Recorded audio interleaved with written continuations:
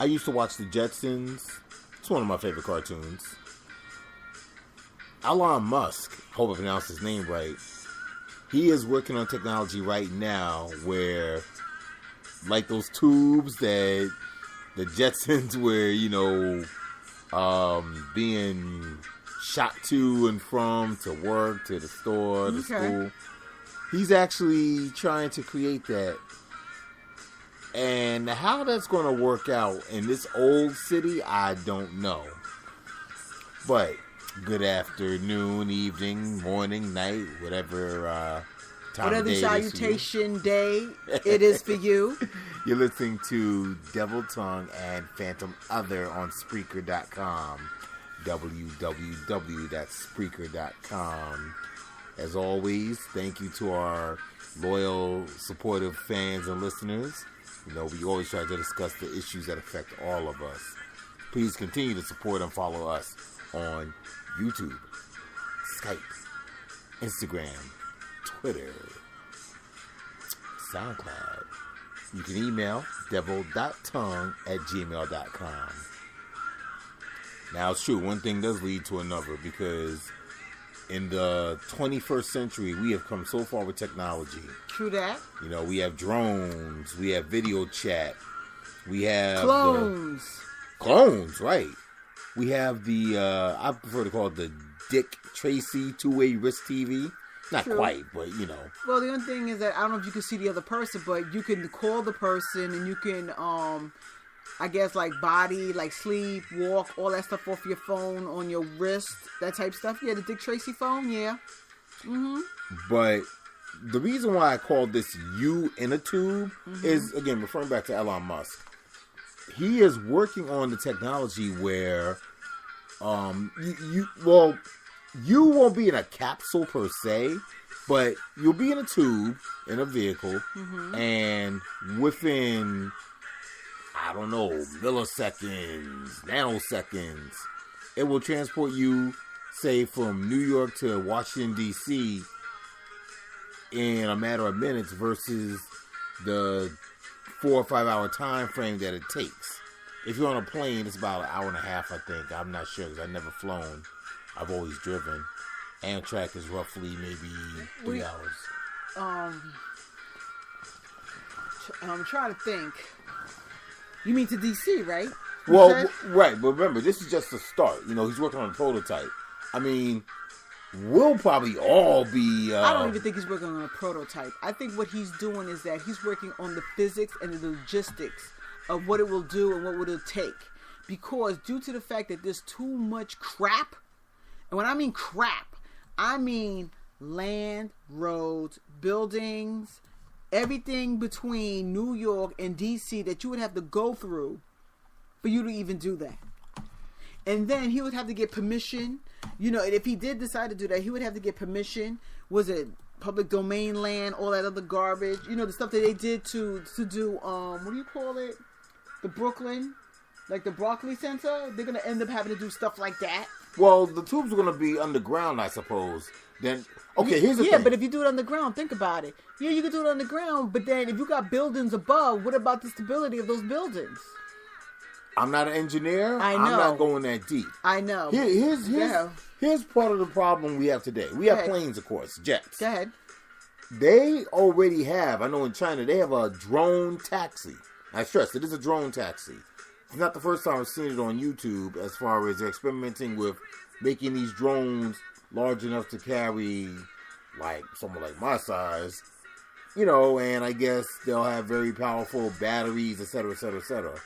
But people could barely drive. So imagine everybody in the air now. And then you still got regular air traffic such as helicopters and other planes. Well, what I'm thinking is that he could do it in the water. Okay. He could do it from, like, the coast of New York all the way down to... that's the thing. I don't know if DC has... I know Maryland does. But I don't know if DC has piers, like a waterfront. I think they do. I forget the part of because I know Maryland does. You know what I'm saying? I know Maryland does have like a waterfront. Right. Now, if you said that, I can see him going underneath the water in the sea. Just like a regular tunnel that you would do, like if you was going through the Midtown Tunnel or the Holland Tunnel. I mean, I could see that. But not you going through land and doing it like that. Well, you mentioned something about buildings. Yeah, getting out of New York, maybe New Jersey would be challenging. But remember, there's really nothing out there. It's all undeveloped land. So you could run a tube under the ground. Right. But think about it. You'll be able to run a tube underneath the ground. But think about it. When you get to D.C., there's a part of Maryland/D.C. where it's all built up. You get what I'm saying? It's built up as buildings and stuff like that. Then you get a part of Jersey and New York where it's all built up. Then, yeah, okay, between that, you got Delaware. Okay, we can get away with Delaware. You know what I'm saying? Because maybe Delaware is probably the only place where it's like, you know, maybe no developed land and stuff like that. But when you look at the starting point and the end point, there's a lot of buildings and a lot of infrastructure. I have to, and this is why we always love for people to chime in, email us, double.tongue@gmail.com. Delaware, you have the Delaware Memorial Bridge. Is there another way to literally cross the Delaware River without that bridge? You understand my point? Yeah, but is there? Question mark?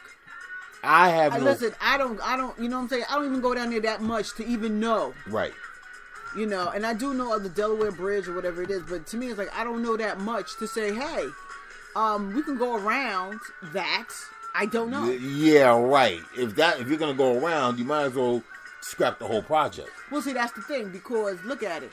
If you go through Pennsylvania, right? Where do you go through Delaware? Because I'm trying to think, where do you go through Delaware? You go through Delaware as you're going. Now, is Delaware... I know Delaware is near Pennsylvania, but what is it Delaware? Okay, here's how... Where's Delaware? Is Delaware before Pennsylvania? Is Delaware after Pennsylvania? You know what I'm saying? Like, I have to look at a map, because right now I have a map in front of me. Here's how it goes. It's basically Jersey, then the Delaware Memorial Bridge, and you're in Delaware. Like, you have to cross that bridge to get out of Jersey to actually be in Delaware. Right, but see, the thing is that you can go to Pennsylvania without going through Delaware. Right. And then you can go from Delaware, you can go from Pennsylvania into Maryland. Right. Without going through Delaware. So, I mean, I'm not saying you want to go around because, I mean, obviously it's not going to be cost effective, but I'm just saying there is a way that you can go around it. So, here's the thing. You know, we put people on the moon, you know. We have a car. We have a car in space. We have a car in space now. You in a tube, if you're not claustrophobic, yeah, okay, it's the future. And, you know, I mean, like, I love the Terminator. I've seen bits and pieces of Blade Runner. And there's other sci-fi futuristic movies where, you know, we're doing all this wonderful travel. I'm gonna just throw Star Trek in there because that may come where, you know, our molecules and particles will be all broken up, beaming us from, say, Mercury or Mars back down to Earth. It's kind of like The Fly. Yeah, it sounds far-fetched, it sounds crazy. Listen, you know what's funny? When you was a kid and you used to look at the cartoons and you talk about the ray gun is here. When they talked about the microwave is here. When they talked about remote control TVs, that's here. Phones that you can travel with, the mobile phones, that's here too. Now, if you jump into the Jetsons, you remember when they had communication where you could see the other person? Yo, Skype, what you call it, that two-face, what you call those apps where you could call somebody and see them face-to-face and stuff like that? Video conferencing. Right, videotapes and stuff, video conferencing. Well, I don't want to say it's a conference when you're looking at your family, but I'm just saying, you know, that type of stuff, it exists now. You know what's a perfect example of what exists right now? 2 movies. Space Odyssey and Blade Runner. Right. Blade Runner is, I mean, like, when you look back, and that movie came out in 1982. Right. If you look at the technology of the futuristic, of the future, and you're like, holy crap, like, I would say like 80% or 90% of that stuff that's going on in that movie now exists. Right. It's it just was, like it was envisioned, visualized, right. and boom. It's just like when you look at Bugs Bunny cartoons and they talk about the future, and then and it's so funny because those cartoons came out maybe in the 30s, and then they would go 1930s, 40s, 50s. They were like 2000, and it's like, yo, we already passed that. And then they show that's what the future was for them. And then looking at the future right now, it's like, wow. Well, I'm going to give a shout out to Rod Serling, because if you want to talk about a visionary, to this day, there are Twilight Zone episodes that it'll leave you saying, wow, how did he know that? How did he know that, you know, back then when we were really into Martians and, you know, alien invasions, how did he know that was going to be now? You know what's funny? When you mentioned Twilight Zone was not just about science fiction. Science fiction. Right. A lot of it was psychology. Oh, yeah. Because a lot of it is the human condition in certain situations, what would be done, and how we solve the problem, how we accepting of the problem, and how we perceive the problem. Because there are certain situations where, remember the lady with the aliens? Right. And guess what? And there's been more than one episode about that. Right. But then, you know what's funny? The thing about the aliens was, she was the alien. Like, he puts the flip on it, because when you're watching it, you're thinking, like, she's the alien.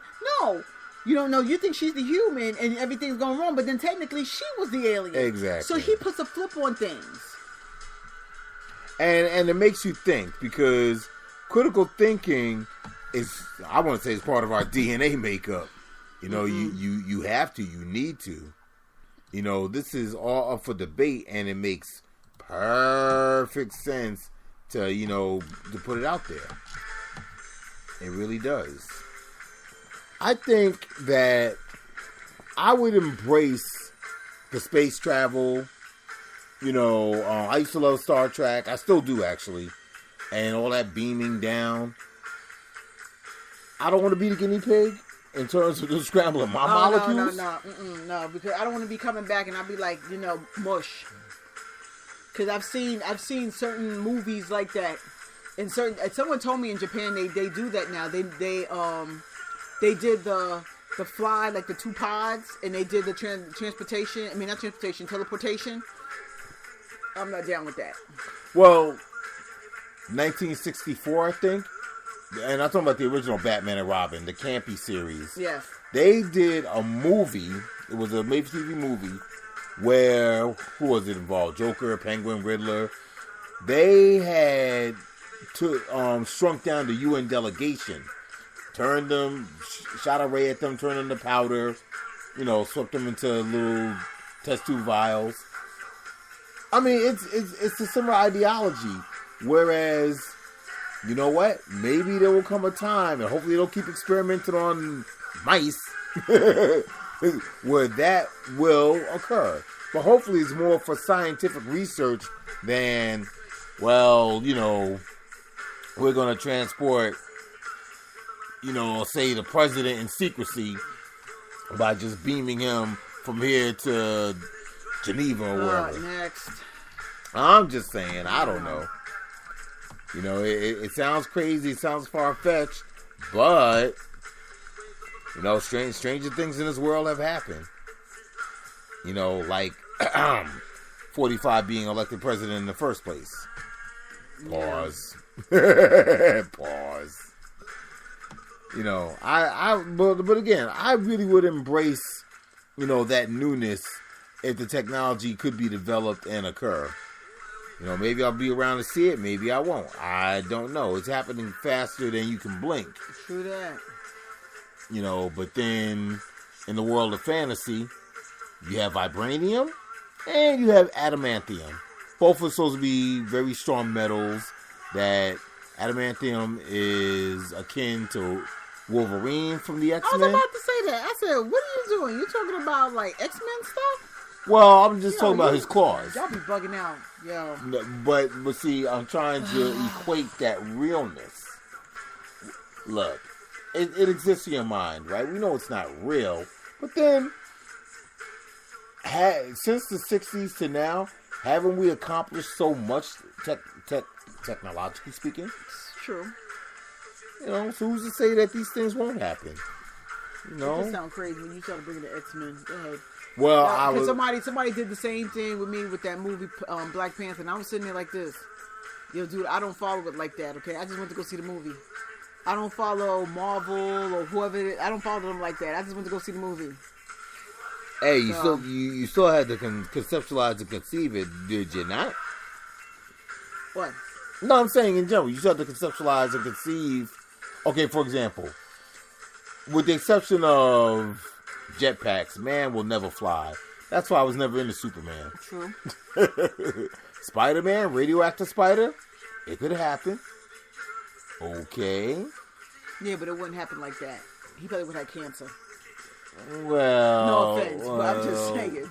I know you're trying to make it look really good, but I was just like, you know what? I think you're overanalyzing. Oh, that's overanalyzing. I think you're overanalyzing now. I'm just trying to have a fun podcast. I know, but I was just thinking, like, you know, if it's radioactive and he got, you know what I'm saying, usually people up there talking about don't stand in front of the damn microwave. I don't see nobody up there turning into no damn Spider-Man. Okay, and what about the Hulk? What about David Bruce Banner? Then that was stupid. Why? Because didn't he, what happened? Didn't he go into Gamma rays. Yeah, but didn't he get exposed to that? Like somehow? He got exposed to gamma rays. How did he get exposed to it? He was in the lab. Right, and what happened? He became the Hulk. How he became the Hulk? See, he's one of those people. You ever notice that when you go get radiation done, they run behind that glass? See, that was Bruce Banner. His acting wasn't quick enough to run behind the glass. You know when they do x-rays? Yeah. You know, they'll be like, okay, wait, and they run behind the glass. You know what? He His ass was too slow to run behind the glass. That's what happened. Obviously, he did miscalculations somewhere along the line. Oh, Lord. Anyway, everybody, we going to sign off. Yeah, I just had to, you know, work you on that. Yeah, work it. Thank you for listening to Devil Tongue, Phantom Other, and The Clash. Thank you. And remember, we talk about the issues that affect all of us. So hopefully you can be a better you. See you. Bye.